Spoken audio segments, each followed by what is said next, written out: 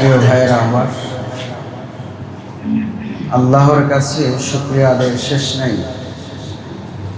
একটি মহিমান্বিত মাসে আমাদেরকে অত্যন্ত সুস্থ রেখে রমজানের এই রোজাগুলো রাখার মতো যে তৌফিক দান করেছেন, এটা বলতে হবে যে আল্লাহ তাআলা আমার উপর বড় দয়া করেছেন, বড় ইহসান করেছেন।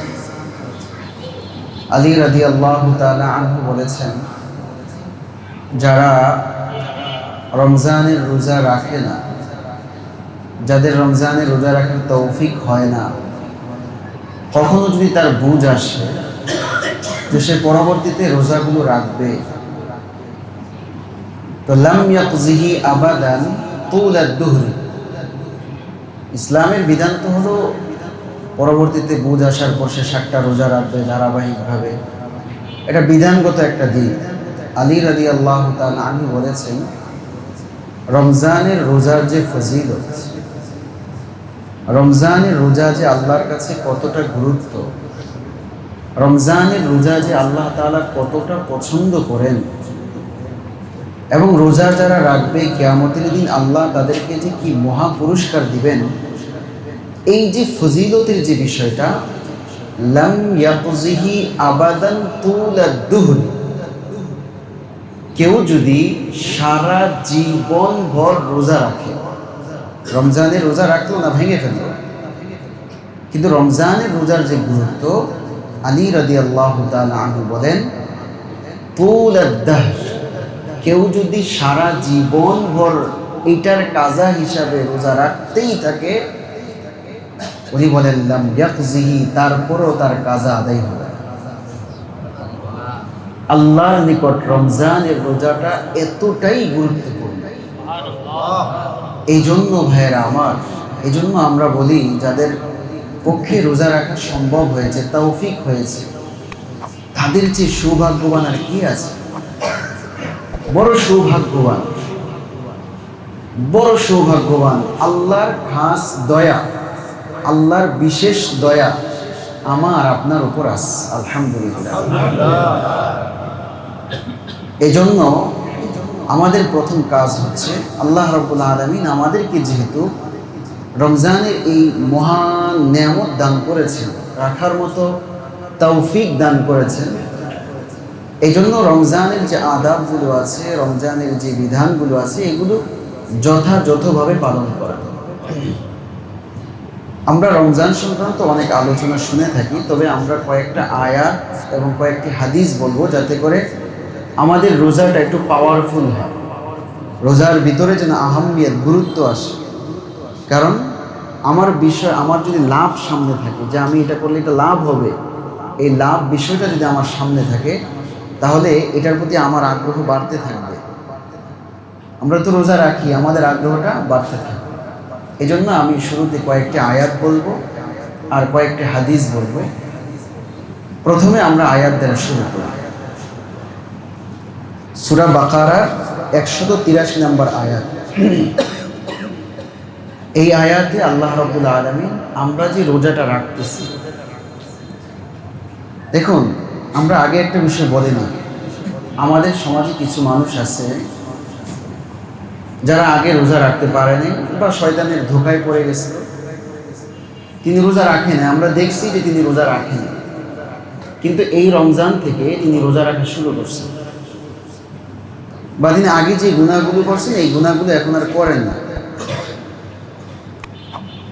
এটা একটা ভালো দিক কিনা?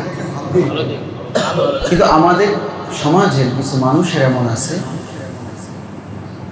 তারা গত বছর রোজা রাখছে, এই বছর রোজা রাখছে, তো তারা গত বছর যারা রোজা রাখতে পারে নাই বা শয়তানের ধোঁকায় পারে নাই, এবার রাখা শুরু করছে, তো তাকে বিভিন্ন দৃষ্টিতে দেখে, সুফি হয়ে গেছে, দেখছি তো কি ছিল, বলে কিনা? এই জিনিসটা আমাদের মাথা থেকে বের করতে হবে। আমাদের পজিটিভ দিক রাখতে হবে। সাহাবায়ে কেরাম সকলেই ইমানদার ছিলেন না, মূর্তি পূজা করতেন, মানুষ মারতেন, মদ খাইতেন, ইমান নিয়ে আসছেন, সব শেষ। ইমান আনা এটা আল্লাহর বড় তৌফিক। আমলে যুক্ত থাকা, মানে আমলে যুক্ত হতে পারা, মানে আমি আমলে ছিলাম না কিন্তু এখন নতুন করে আমি আমলটা শুরু করতে পারছি। মনে করতে হবে শয়তান ধোঁকা দিয়েছিল কিন্তু এখন তার উপর আল্লাহর রহমত আছে। এখন আমি যে তাকে ক্রিটিসাইজ করতেছি, আমি কি যে তাকে ভিন্ন দৃষ্টিতে দেখতেছি, এমনও তো হতে পারে আগামীকাল থেকে আমি নামাজও পড়ি না, আমি রোজাও রাখি না, তখন মানুষ আমাকে নিয়ে হাসাহাসি করবে কিনা। এই জন্য আমলের ক্ষেত্রে, ইমানের ক্ষেত্রে কাউকে ভিন্ন দৃষ্টিভঙ্গিতে, হাসাহাসি খারাপ দৃষ্টিভঙ্গিতে দেখার কোনো সুযোগ নেই।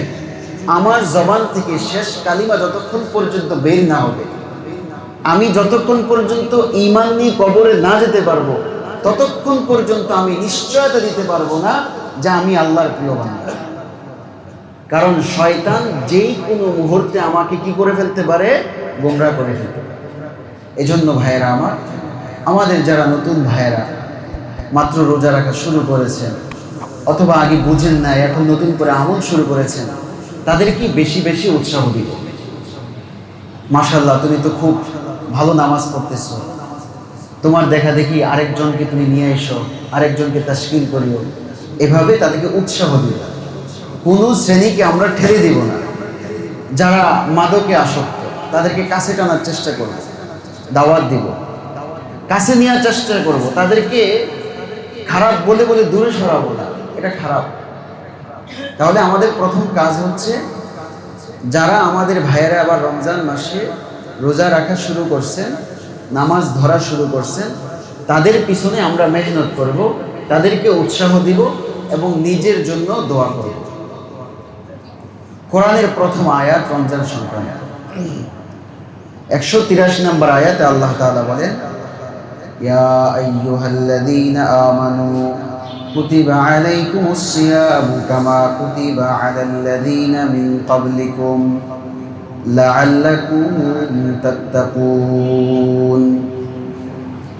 এই আয়াতটা আমার আপনার সবার মুখস্থ থাকা দরকার, সবার।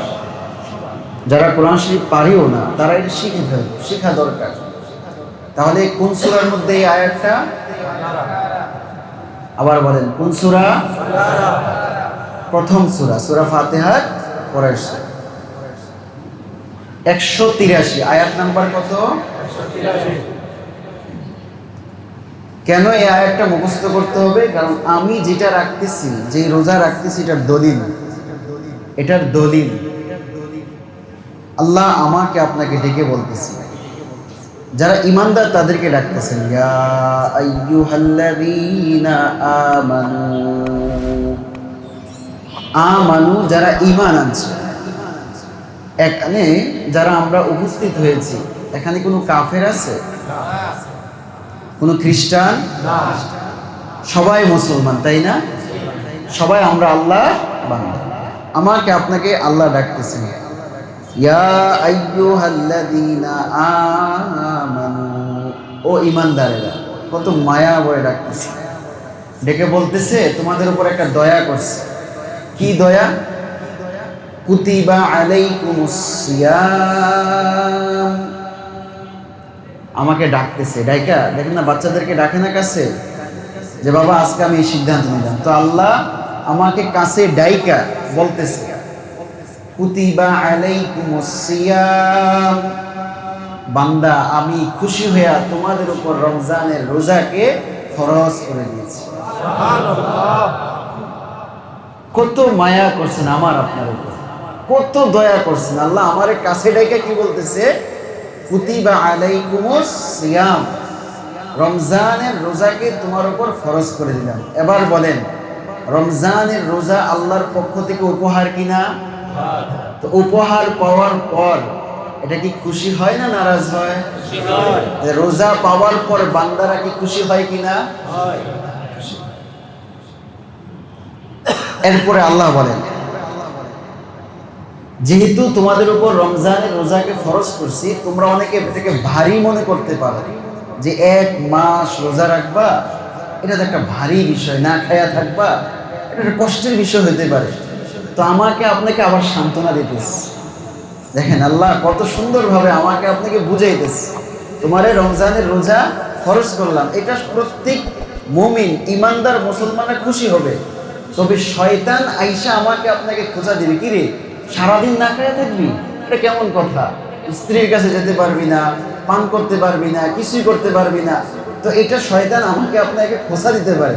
এজন্য আল্লাহ আমাকে আপনাকে সান্ত্বনা দিয়া পরে একটা কথা বলতেছে, কামা কুতিবা আলাল্লাযীনা মিন ক্বাবলিকুম, আরে খালি তোমাদের উপর ফরজ করিনি, তোমাদের আগে যত নবীর উম্মতরা ছিল তো প্রত্যেক নবীর উম্মতের উপরও রোজা ফরজ করছে। তাহলে এটা নতুন কোনো বিষয় না যে আমি তোমাকে ডাইকা একটা বোঝা চাপাই দিলাম, এটা এমন কোনো বিষয় না, এটা আগেও ছিল। যখন আদম আলাইহিসসালাতু ওয়াসসালাম থেকে এই পর্যন্ত সবার উপরে ছিল। সুতরাং তুমি এটার কষ্ট মনে করো না। শয়তান যদি তোমাকে ধোঁকা দেয় যে আরে আজকে গরমটা বেশি পড়ছে, আজকে রোজায় ধইরা ফেলছে, তো রোজায় ধইরা যখন তোমাকে বলবে শয়তান রোজায় ধইরা ফেলছে, এটার থেকে সরে যাইবা, এই চিন্তা আসবা না। মনে করবা আরে আমাদের পিতা আদম নবীর উম্মতরাও রোজা রাখছে, মুসা নবীর উম্মতরাও রোজা রাখছে, নূহ নবীর উম্মতরাও রোজা রাখছে, ঈসা নবীর উম্মতরাও রোজা রাখছে, ইব্রাহিম আলাইহিসসালাতু ওয়াসসালামের উম্মতরাও রোজা রাখছে, তো আমরা রোজা রাখলে কষ্ট কিসে? আল্লাহ আমাকে আপনাকে সান্ত্বনা দিয়ে বলতেছে। সান্ত্বনা দেওয়ার পর তারপরে এবার লাভের দিকে আসো।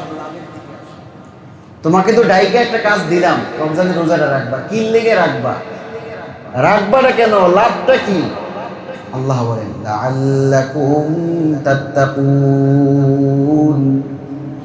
ও বান্দা কিয়ামতের দিন আমার নিকট সবচেয়ে দামি ব্যক্তি যারা হবে, আমার মহা পুরস্কার যারা গ্রহণ করবে, তাদের মধ্যে এক শ্রেণী হচ্ছে মুত্তাকি, পরহেজগার, যারা দুনিয়ার ভিতরে আল্লাহকে ভয় করে।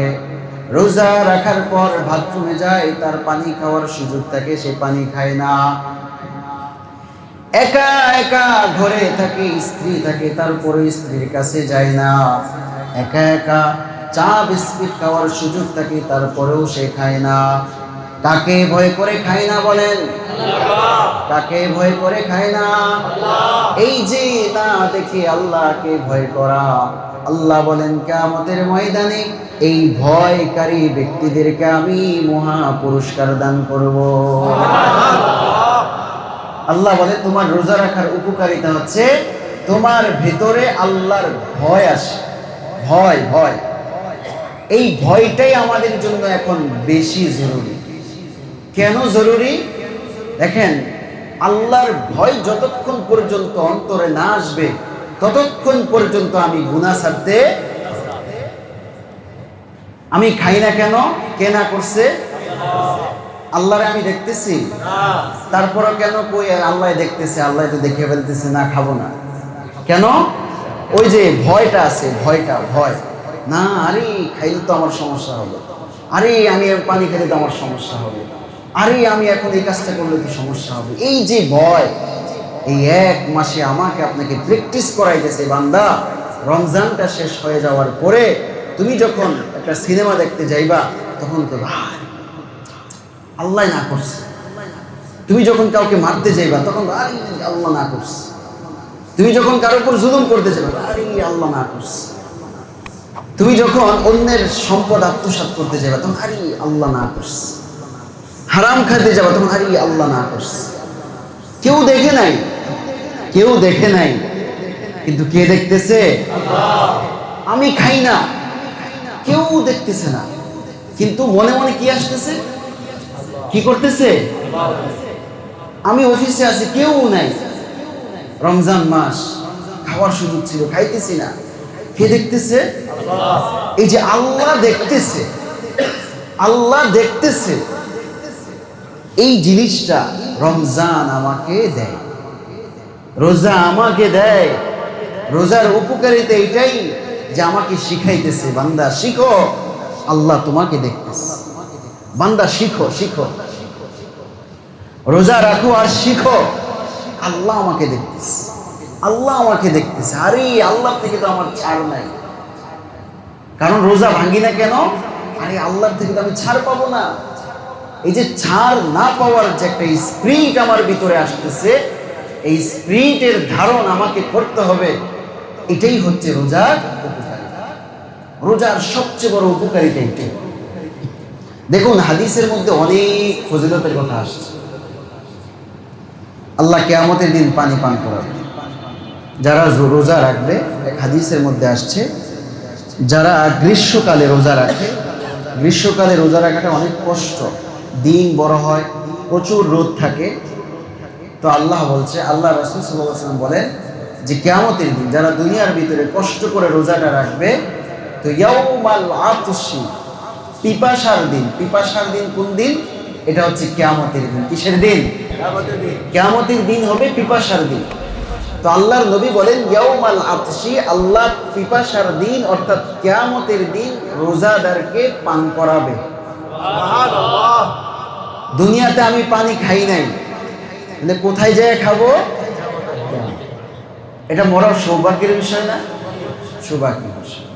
এটা ফজিলতের কথা। আপনি আরেকটা জানেন যে আল্লাহর রাসূল সাল্লাল্লাহু আলাইহি সাল্লাম বলেছেন যে প্রতিটা জিনিসের যেই ভালো আমল করবে, প্রতিটা আমলকে তার 10 গুণ বাড়াই দেওয়া হবে, সওয়াব বেশি দেওয়া হবে। সুবহানাল্লাহ। অর্থাৎ আমি একটা সত্য কথা বলছি, তো সত্য কথা ভালো কাজ কিনা?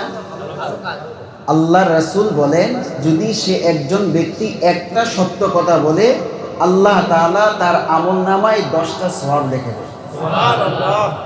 কেউ কাউকে রাস্তা দেখাই দেবে, এটা ভালো কাজ কিনা? যদি এই কাজটা করে আল্লাহ তাআলা তার আমলনামায় 10টা সওয়াব লিখে দেয়। আপনি মিথ্যা ছেড়ে চলে আসছেন, এই মিথ্যা ছাড়া এটা ভালো কাজ, ভালো আমল, এটার কারণে আল্লাহ তাআলা আমার আপনার আমলনামায় 10টা সওয়াব। তাহলে এই যে সওয়াব পাওয়া, তো রমজানের রোজা রাখা এটাও একটা ভালো কাজ। কিন্তু আল্লাহ রাসূল বলেন যে দেখো সব ভালো আমল থেকে সব কিছুর শর্ত আল্লাহ দিবে, তবে রমজানের রোজার প্রতিদান আল্লাহ নিজ হাতে বান্দাকে দান করে। এটা বিশাল ফজিলত না? কিন্তু দেখেন এই ফজিলতের বাইরে সবচেয়ে বড় ফজিলত যেটা, রমজানের রোজার সবচেয়ে বড় ফজিলত যেটা, এটা হলো আমার আপনার ভিতরে আল্লাহর ভয় চলে আসে। কেন? আমি যদি মালিককে ধরে ফেলতে পারি, তাহলে 1000, 10,000, 20,000 টাকার বকশিসের আর চিন্তা করা লাগবে না। ধরেন আমি মালিকরে আমার বশ করে ফেলছি, তো মালিকরে যখন আমি বশ করে ফেলছি, তো স্বাভাবিকভাবে মালিক যদি আমার উপর আস্থা চলে আসে, মালিকের আমার ওই 1000, 2000 টাকার বকশিস আমার কি হবে? উনি আমাকে 1000, 2000 টাকার বকশিস দিবে না, আমাকে একটা বাড়ি করে দিবে, একটা গাড়ি করে দিবে, আমার জন্য জায়গা করে দিবে, অথবা আমার যদি ঋণ থাকে ঋণটাকে মুক্ত করে দিবে, এবং সব জায়গায় তিনি আমাকে ডাকবেন। তাহলে আমি একটা পুরস্কার পাইতাম, যে একটা কাজ করলে 1000 টাকা পাইতাম, অথবা বকশিস হিসেবে আমি কিছু উপহার পাইতাম। এটা হলো সামান্য ফজিলত। কিন্তু আমার মালিক যখন আমার উপর আস্থা চলে আসবে, তো তখন মালিক 1000, 2000 দিকে তাকাবে না, বলবে তুমি আমার কাছে কি চাও, আমি তোমাকে সেটা দিব। তো দুনিয়ার জিন্দেগিতে যদি এটা আমার জন্য হয়, তো আল্লাহ তাআলার, আমরা আল্লাহর বান্দা আর আল্লাহ আমাদের মালিক। তো মালিকের সন্তুষ্টি, মালিকের ভয় যদি আমাদের অন্তরে চলে আসে, তো কিয়ামতের দিন এই পুরস্কারের আমার কি? আল্লাহ পানি পান করাবেন, আল্লাহ আমার নিজ হাতে প্রতিদান দিবেন। এগুলো যারা আল্লাহর ভয়কারী বান্দা হয়ে যায়, এসব পুরস্কার তাদের কাছে কিছুই না। কারণ সবচেয়ে বড় সন্তুষ্টিটা হচ্ছে আল্লাহ আমার উপর কি হয়ে যাওয়া? রাজি হয়ে যাওয়া। তো আল্লাহ যখন আমার উপর রাজি হয়ে যাবে, তখন আমার কত পুরস্কার এমনি আসবে। আর আল্লাহর রাজামন্দি, আল্লাহর রেজামন্দি, আল্লাহর রাজিটা কিভাবে আসবে? যতক্ষণ পর্যন্ত আমি আল্লাহর ভয়টাকে এই অন্তরে না ঢুকাইতে পারবো, ততক্ষণ পর্যন্ত আমি যতই আমল করি না কেন আল্লাহর সন্তুষ্টি লাভ করতে। এই জন্য ভাইয়েরা আমার, রমজানের সবচেয়ে বড় উপকারিতা, সবচেয়ে বড় ফজিলত, সবচেয়ে বড় আল্লাহর পক্ষ থেকে উপহার, সবচেয়ে বড় গিফট, রমজানের রোজা রাখার পরে অন্তরে আল্লাহর ভয় তৈরি হয়।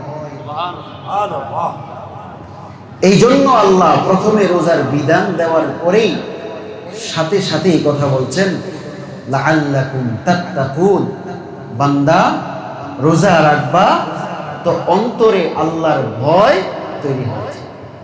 ভাইয়েরা আমার, আজকে আমাদের সবচেয়ে বড় সংকট এই জায়গাটাতে, আমরা আল্লাহর ভয় করি না, যার ফলে আমাদের অপরাধ করতে কোনো ভয় হয় না। আল্লাহর ভয় যদি আমাদের অন্তরে থাকতো তাহলে আমাদের অপরাধ করতে অনেক ভেবেচিন্তে করতে হতো।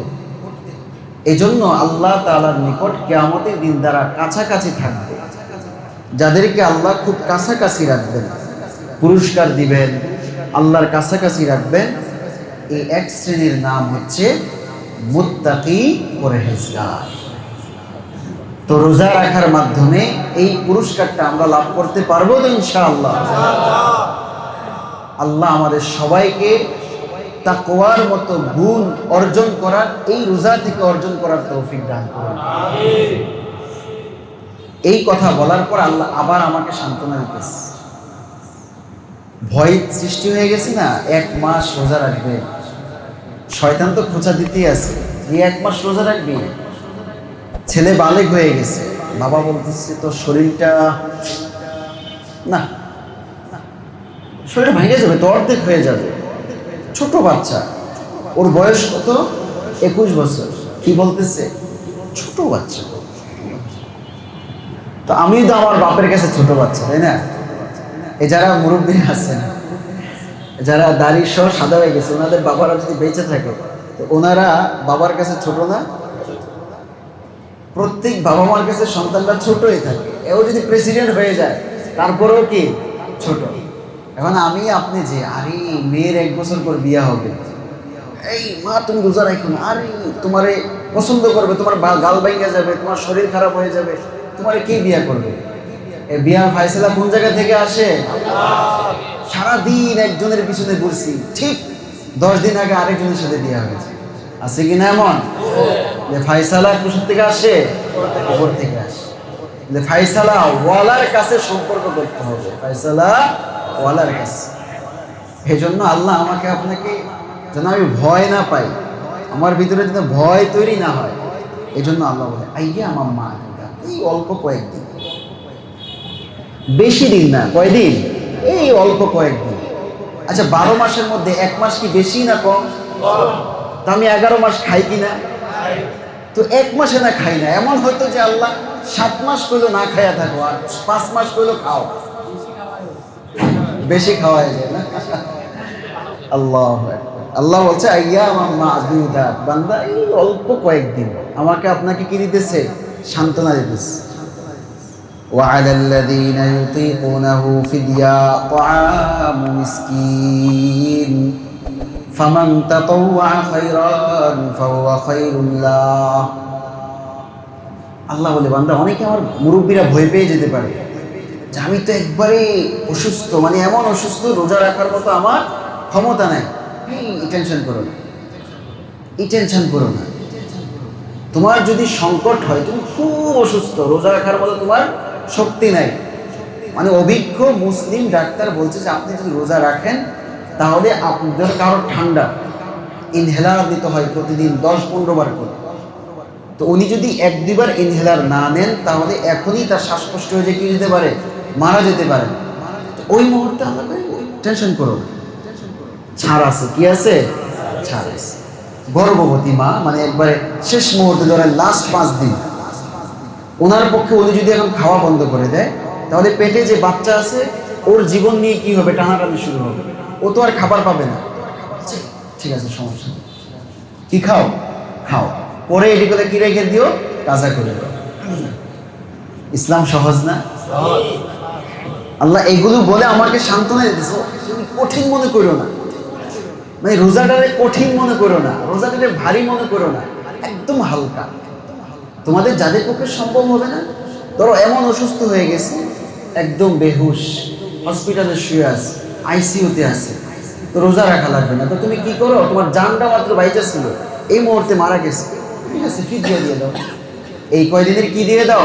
ফিদিয়া দাও। ইসলাম কত সুন্দর, ইসলাম কত সুন্দর। আল্লাহ তারপরে বলছে কারো অসুস্থ, একটু রোজা রাখার তৌফিক হয়েছে,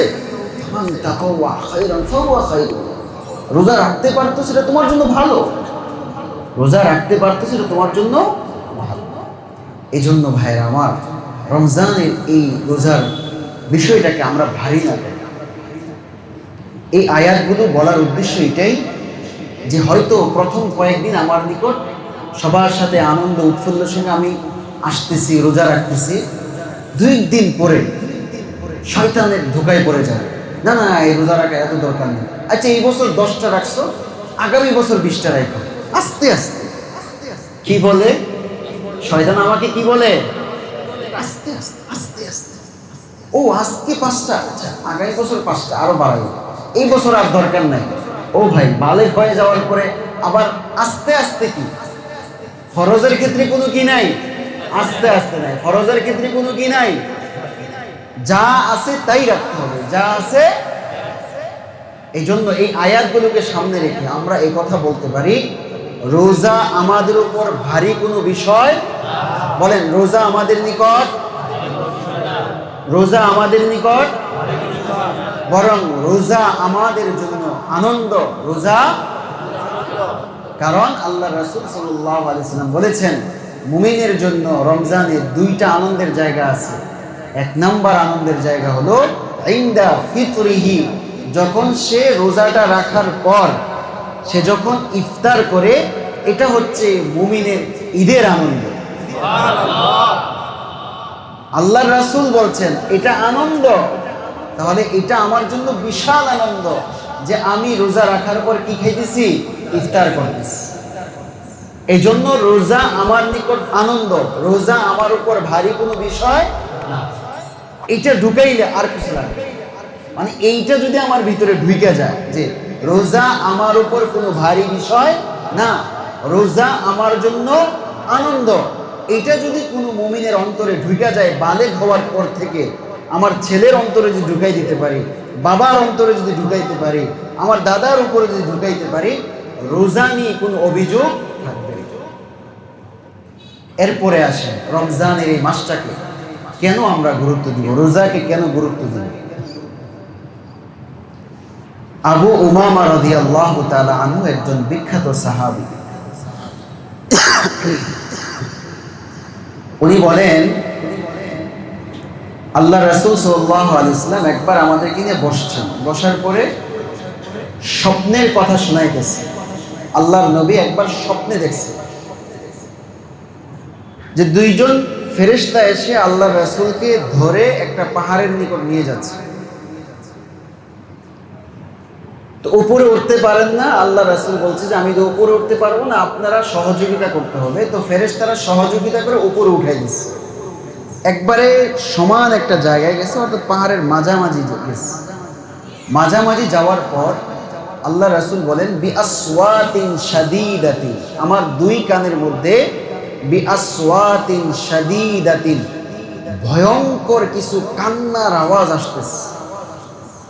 মানে একটা তো সাধারণ চিৎকার, যেমন বাচ্চা কান্না করে আমরা বুঝি যে বাচ্চারা হয়তো খাওয়ার জন্য কান্না করতেছে, আর আরেকটা হলো কারো বাড়ি ডাকাতি হচ্ছে অথবা কোনো ছিনতাইকারী আসছে, তখন তার কান্নার আওয়াজটা কেমন হবে, একটা ভয়ঙ্কর না, বাঁচাও বা ইত্যাদির মাধ্যমে অনেক কান্নার আওয়াজ আসবে, ভয়ঙ্কর। তো বিআসওয়াতিন শাদীদা, আল্লাহর নবী বলেন আমার 2 কানে ভয়ঙ্কর আওয়াজ আসতেছিল, কান্নার আওয়াজ। আমি ফেরেশতাদেরকে জিজ্ঞেস করলাম এটা কিসের আওয়াজ, মা হাদিহিল আসওয়াত। তখন ফেরেশতারা বললেন, হাযা উওয়াউ আহলিন নার, আপনার উম্মতের মধ্যে যারা জাহান্নামে যাবে, আপনার উম্মতের মধ্যে যারা জাহান্নামে যাবে, তো জাহান্নামে যাওয়ার পর তাদের চিৎকারের আওয়াজ কতটা ভয়ঙ্কর হবে, এটার নমুনা হিসাবে আল্লাহ আপনাকে এখানে এনে তাদের আওয়াজটা শোনাচ্ছে। বলেন নাউজুবিল্লাহ। এটা কার জবানের কথা? আমার নবীর জবানের কথা। কার জবানের কথা? আমার নবী বলছেন বিআসওয়াতিন শাদীদা, আমার উম্মতের মধ্যে যারা জাহান্নামে যাবে তাদের আওয়াজ, তাদের কান্নার আওয়াজ এতটা ভয়ঙ্কর হবে, পৃথিবীর আর কোনো ভয়ঙ্কর এত আওয়াজ হবে না। ভাইয়েরা আমার, এই জাহান্নাম থেকে আমাকে আপনাকে কি করতে হবে? বাঁচতে হবে। আল্লাহ রাসূল এবার সামনে গেছে। সামনে যাওয়ার পর কিছু মানুষ দেখছে কুরবানির সময় রশি দিয়ে গরুর রানগুলো ছিঁড়ে কি নিচে কাটা হয় না একটা ডালের উপর রাখা হয়, উপরে রেখে তারপরে তার মাংসটাকে কি করা হয়? নামানো হয়। আপনারা দেখবেন যেগুলো গরুর গোশতের দোকানগুলো আছে সেগুলোতে টানায় রাখে না, রানগুলোকে একটা আংটা দিয়ে টানায় রাখে। আল্লাহ রাসূল হাঁটতে হাঁটতে সামনে গেছে, যাওয়ার পর দেখলেন কিছু মানুষ তার রান, এই যে রানটা, এই রানটাকে উপরের দিকে উঠাইছে, একটা কিছু দিয়ে হুক বা ইত্যাদি দিয়ে এভাবে তার রানটাকে উপরের দিকে ঝুলায় রাখছে। তো ঝুলানোর কারণে মাথা কি উপরের দিকে থাকবে না নিচের দিকে? এই যে রানটাকে একটা হুকের মাধ্যমে উপরে ঝুলায় রাখছে, ঝুলাইয়া তার মাথাটা নিচের দিকে মুআল্লাকাতুন ঝুলায় রাখছে। এরপরে 2 নম্বর শাস্তি মুশাদ্দাদা, তার যে গালগুলো আছে এই গালগুলো দুইজন ফেরেশতারা, জাহান্নামের ফেরেশতারা ছিঁড়তেছে, কাটতেছে। হাদিসের মধ্যে আসছে ইয়াসিলু দামান, তার এই গাল যখন কাটতেছে এই গাল থেকে বে ইয়াসিলু মানে প্রচন্ড বেগে যে রক্তটা বের হয়, যেমন গরু জবাইয়ের পর প্রথম যখন জবাই দেওয়া হয় খুব দ্রুত বেগে কিন্তু রক্তটা বের হয়।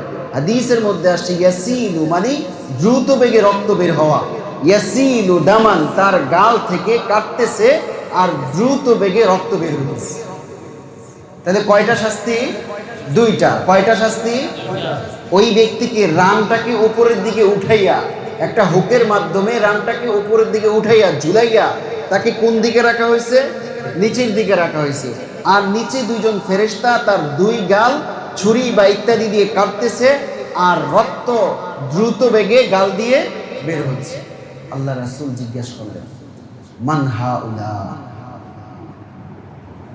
হাউলা, এই যে দুইটা, এক ব্যক্তিকে 2টা শাস্তি দেওয়া হচ্ছে, রান উপরের দিকে আর নিচের দিকে তার গাল কাটতেছে, প্রচন্ড বেগে রক্ত বের হচ্ছে।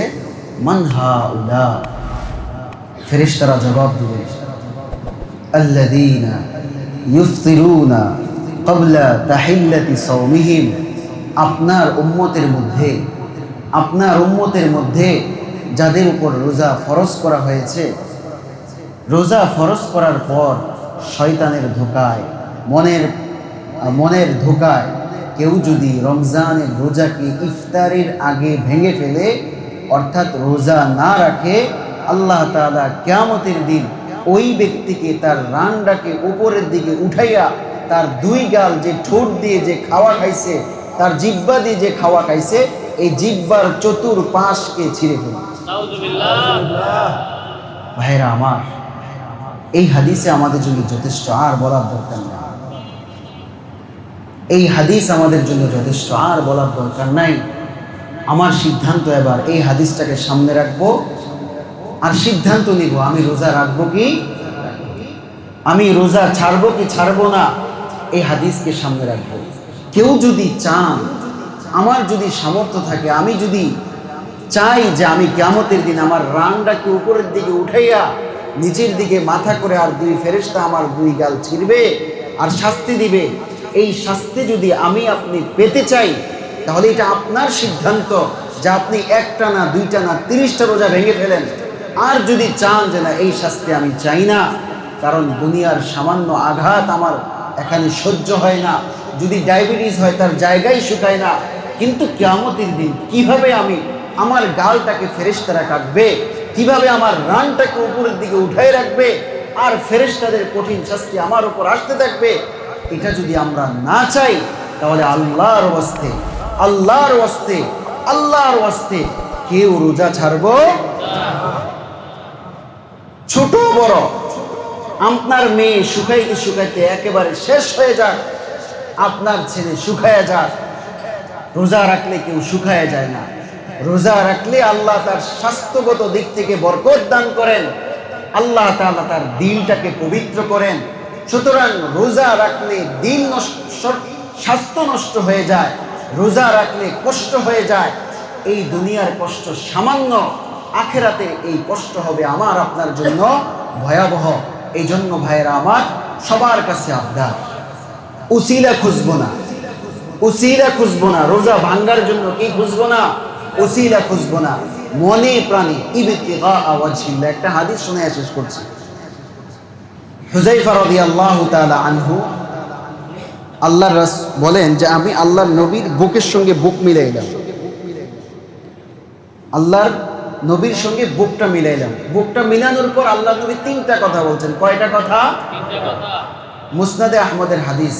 আল্লাহর নবী একটা কথা বলছেন, আমার বুকের সঙ্গে বুক মিলে প্রথম নাম্বার কথা বলছেন, মান ক্বালা লা ইলাহা ইল্লাল্লাহ খুতিমা লাহু বিহা দাখালাল জান্নাহ।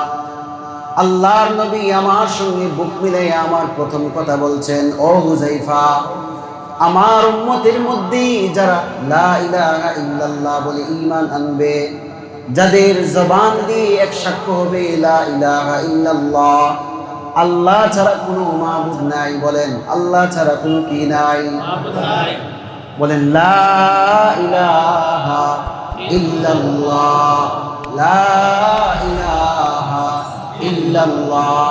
আল্লাহর নবী বলেন, যেই মানুষের জবান থেকে মন থেকে লা ইলাহা ইল্লাল্লাহ বের হবে, খুতিমা লাহু বিহা দাখালাল জান্নাহ, ওই ব্যক্তিকে আল্লাহ তাআলা সরাসরি জান্নাত দান করবে।